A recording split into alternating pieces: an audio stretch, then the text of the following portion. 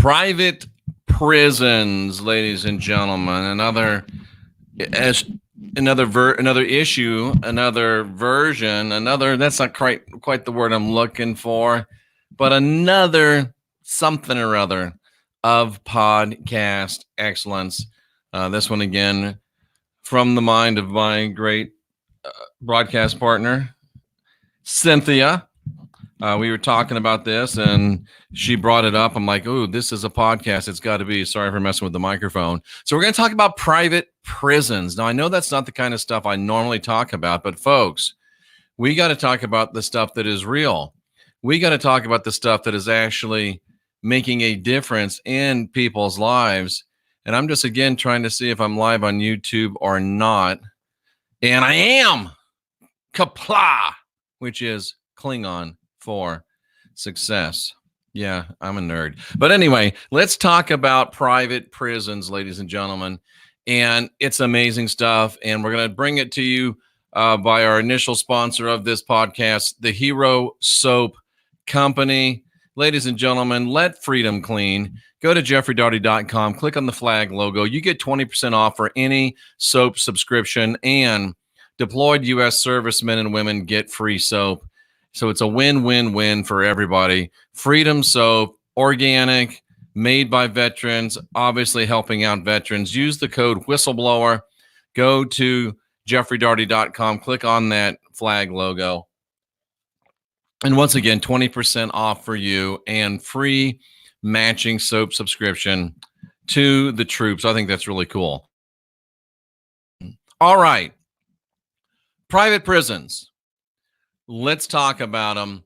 And I do have a PowerPoint because it's just so darn convenient to do it this way, I think. And a lot of people say, well, Jeff, I'm visual. I need more of a visual thing. And not everybody wants to just watch you talk all the time, which kind of hard for me to understand, but I got it. Private prisons, slave labor for profit.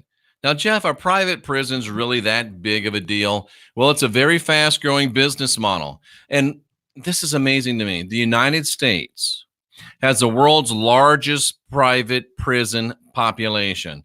And did you know that the United States has the world's largest prison population, period? The greatest Christian nation on the face of the earth has the greatest prison population.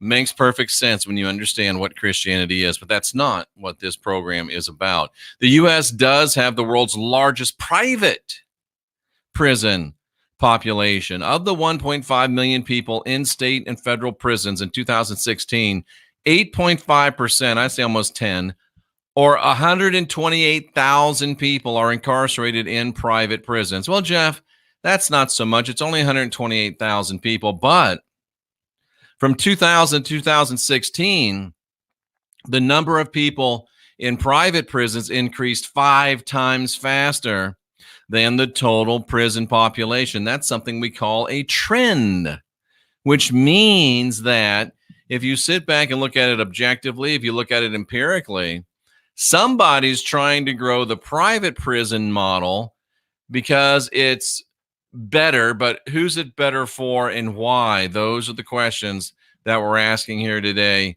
on this podcast, ladies and gentlemen. And the federal government is the single largest user of private prisons in the U.S. Think about that. Does that bother you a little bit?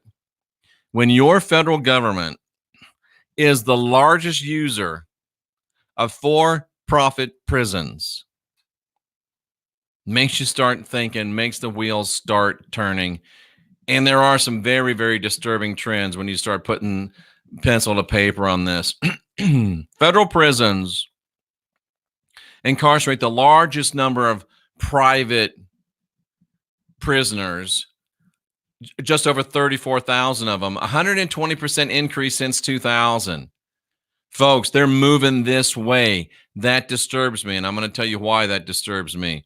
The largest private prison corporation, Core Civic and GEO Group, collectively manage over half the private prison contracts in the U.S. with combined revenues of $3.5 billion. in 2015. You know, that's way over $4 billion now here in 2020. So the government basically works with a couple of companies that have monopolized private for-profit prisons. And companies often trim the prison budgets by employing non-union, low-skilled workers at lower salaries and offer limited benefits compared to the staff at publicly run institutions. This might surprise you, but way back when I was young and a struggling pastor trying to make ends meet, I went through all of the tests and trials and got offered a position at the Oregon State Penitentiary. The Oregon State Penitentiary. And the reason why I did it was because the benefits were great. And the pay was like almost $30 an hour back then in the late 80s, early 90s. So yeah, I thought about it, but then I didn't do it. And the way things turned out, I'm pretty glad that I didn't do it. But there's the thing about the private prisons are that that's not going to happen anymore. They're not going to be high paying wages. They're not going to be union jobs. They're not going to be great benefits anymore. So it's not only the prisoners that lose out, but it is the workers there because, ladies and gentlemen, prisoners and prison guards and prison workers equal profits. For-profit prison companies exist to make money, and the size and status of the country's criminal justice system is of utmost importance to them. What does that mean? This connection was summed up in the Correction Corporation of America's annual report. The demand for our facilities, which are prisons, and our services, which means caging people and watching them, could be adversely affected, meaning we wouldn't have to build so many new prisons, and there wouldn't be so many people to lock up and watch by the relaxation of enforcement efforts. I think they're mainly talking about small amounts of marijuana and stuff of that nature, leniency in conviction or parole standards, and sentencing practices through the decriminalization of certain activities that are currently prescribed by our criminal laws. That sounds a lot like marijuana to me. So make no mistake about it. The people that run these for-profit prisons understand very well where their profits come from. Arresting more people, convicting more people, and putting more people in jail for longer sentences. That's the way they make money. All of this came to the forefront recently when Michael Bloomberg, who's announced his candidacy for the president of the United States, or at least the Democratic nomination for the presidency of the United States. Look at this, folks. He hired a third-party vendor. The Mike Bloomberg 2020 campaign hired this third-party vendor, a call center based in New Jersey called Procom. And this guy who's running for president of the United States, using this company with call centers in New Jersey and Oklahoma, and two of the call centers in Oklahoma are operated out of state prisons. And in those state prisons, slave labor incarcerated prisoners were making calls on behalf of presidential candidate Mike Bloomberg. Do you think they said, hello, I'm calling you from the Oklahoma State Penitentiary on behalf of Michael Bloomberg, vote for him? Do you think they told you that? No, they didn't tell you that. Do you think they should have had to? I do. I think they should have had to. And of course, this just shows you that not only are they holding down wages, not only they're not giving benefits, but they're taking jobs away from other Americans to give them to people that are incarcerated. And let me tell you something, folks. I have literally I've made millions of dollars. Once upon a time in a land far, far away, long, long ago. And over my life of phone sales, I've made millions of dollars selling on the phone. They're great jobs. I know some of you think, oh, that's not a job. I hate it. You got to be this or that. No, they're great jobs. And they're jobs that people that haven't committed a crime deserve to have access to over people that have committed a crime. Now, I know that there's nobody in prison that's ever been guilty of what they got put in prison for. Obviously, I'm speaking facetiously. No one that's ever gone to jail ever went to jail because they did something wrong. But regardless, we should not be giving good jobs and allowing good jobs to be done by prisoners who are making pennies on the dollar for profits. The prisoners should not be a profit center and a double profit center. And the prisoners and the people that work and guard the prisoners shouldn't be profit centers for these people. It's messed up, ladies and gentlemen, and it should not be the way that it is. And it's time for us to speak up and say something about it. And here's my idea. A lot of people in the conspiratorium, a lot of people in the alternative news, a lot of people in the quote unquote truther community, very, very worried about FEMA camps.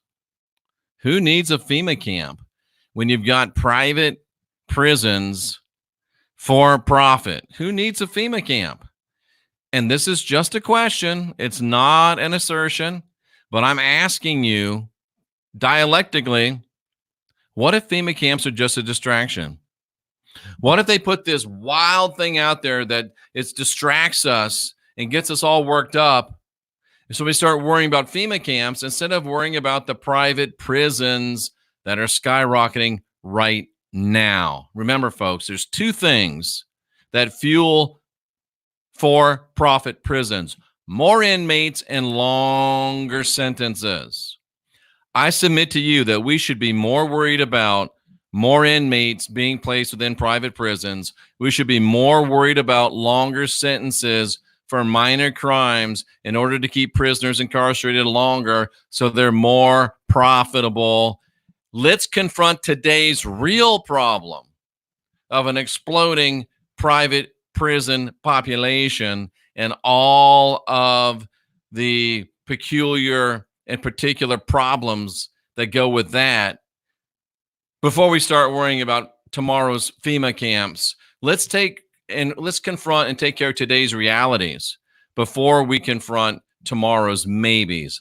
Let's leave tomorrow's maybes until then, ladies and gentlemen. We know that private prisons are exploding. We know that workers are being exploited compared to non-private prison populations for greater profits. And we know that the prisoners are being exploited. And we know that people that could be working good jobs can't because some guy in a jumpsuit or some girl in a jumpsuit is doing it instead. At the very least, they ought to be made to say that they're calling from a correctional institution. Ladies and gentlemen, these are the kind of ideas that cause you to unindoctrinate yourself. These are the kind of ideas that remind you that you've got to be your own guru. You've got to guide your own spirit. You've got to master your own ascension. Let's go to the chat room, ladies and gentlemen. And before we do, I'm very, very happy that we're working with the folks from The Rocket. It is an amazing product. And, I kind of facetiously and have fun with it, make sex great again, but it will take $500 treatments that you need 12 of to be effective out of the clinic and into your home.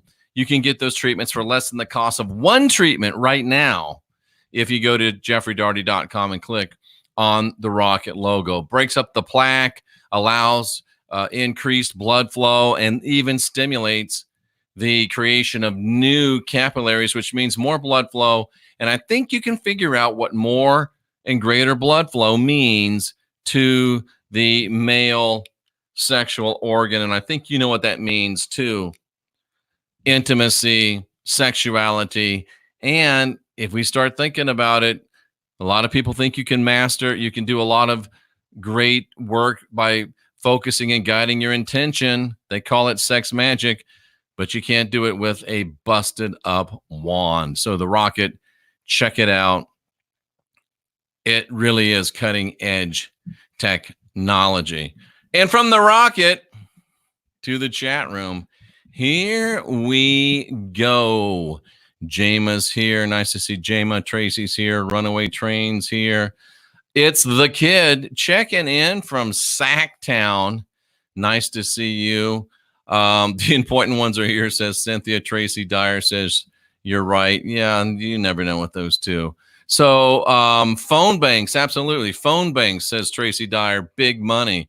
Yeah, big money going to prisoners, big money going into owner of phone banks' pockets.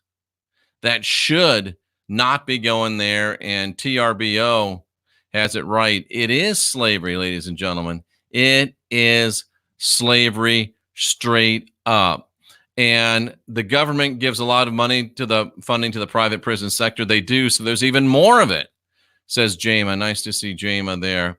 This is one of the reasons, says Runaway Train, that he doesn't fly his country's flag so high. It's a national disgrace and an embarrassment. I feel you. And we're given population. Oh, I didn't even think about this. Tracy. This is brilliant. Hi, I'm Jeff calling on behalf of Mike Bloomberg for president. Oh, you like Mike? You want to give Mike $100? Okay. What's your name? What's the name as it appears on the credit card? Prison population, getting your information. What's the credit card address? What could possibly go wrong with you giving your credit card phone number, or you giving your credit card to a person in a federal or a state prison? What could possibly go wrong? Oh, and what is the billing address associated with the card? What could possibly go wrong? And oh yeah, that cute little 3-digit code on the back. That's how I used to do it. Make it, belittle it. And they give you the code. You've just given a prisoner in a federal prison, in a state prison, your address, your phone number, your name, your credit card number, and the CVV, the credit verification code. What could possibly go wrong with that? Oh my goodness. I didn't even think about that, Tracy. Wow. Cynthia asks, where's the incentive to rehabilitate and release? It doesn't exist, does it, Cynthia? This is the thing that she brought up with me. And when was the incentive, to start talking about this subject, because if prison is there to rehabilitate, and it should be, you would think, in a perfect world, why would you want to rehabilitate a prisoner when you would have to pay? Let's say me went to work for Mike Bloomberg's campaign. They couldn't afford me, but if I was just a regular person off the street, phone sales is hard. If you're not getting paid at least, like, if with your commission and stuff, bonuses, if you're not getting $20 an hour, you're not staying. It's that hard. It's really that hard. So why would they pay me? And they couldn't afford me. But why would they pay a new telemarketer $20 an hour when they can pay a prisoner 20 cents an hour? And that's the difference. There's no incentive to get those prisoners rehabilitated and out of jail. There's no incentive to release those prisoners. They're making money hand over fist. Cynthia has hit the nail on the head. That's exactly what is going on. And Deb says the right thing. End private prisons now. And Cynthia agrees with that. It's just crazy, ladies and gentlemen. The deck is stacked against the inmates. Again, she's right. But not only the inmates, it's stacked against the people that watch them. The guards, the facilitators, the people that work in the prison. The deck is stacked against them, ladies and gentlemen. It is horrible. It really is. It is absolutely horrible. So let's see what else. I'm going to see if there's any good things that we need to get out of here. I just want to make sure I don't miss any great comments. Hope I don't miss any great comments here.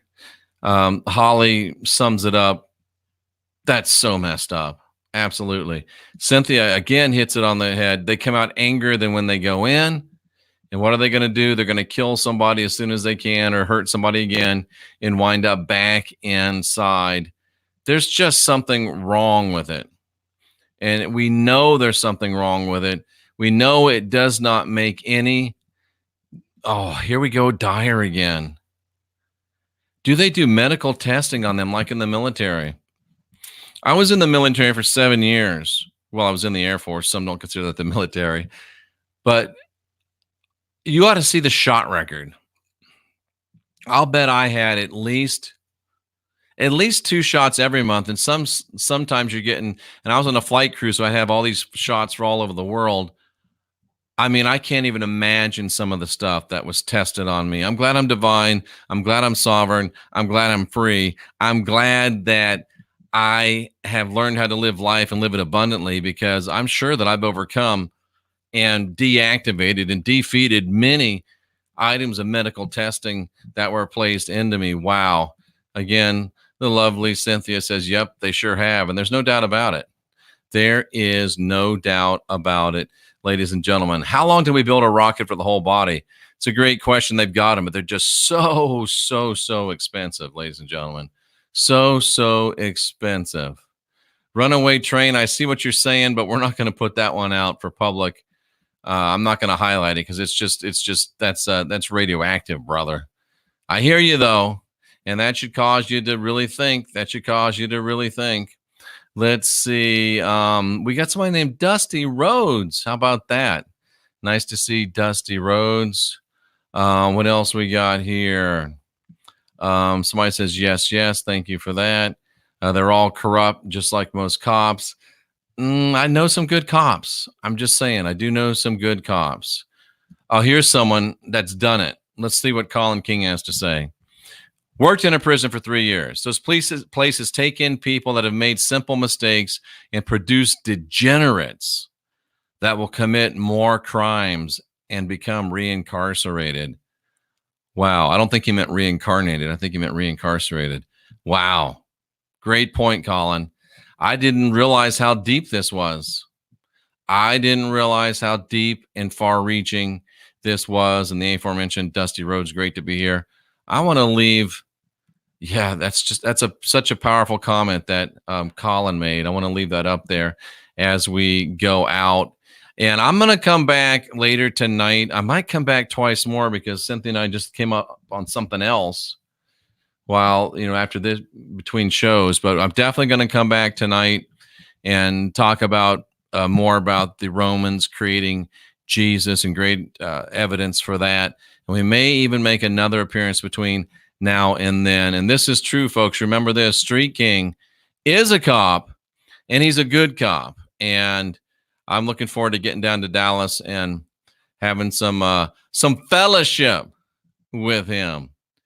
So, ladies and gentlemen, for Cynthia L. and all the rest of us here at the Christian Whistleblower, we are here for a simple reason, and that is to help you become divine, sovereign, and free, to actually help you realize that you're divine, you're sovereign, and you're free.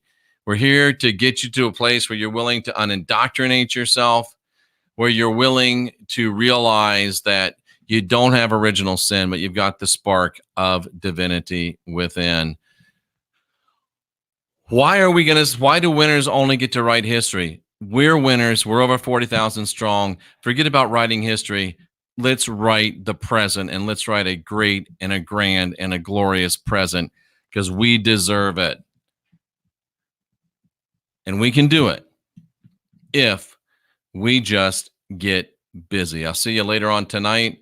I'm Jeffrey Daugherty, the Christian Whistleblower, and I salute you for being here, seeking after truth.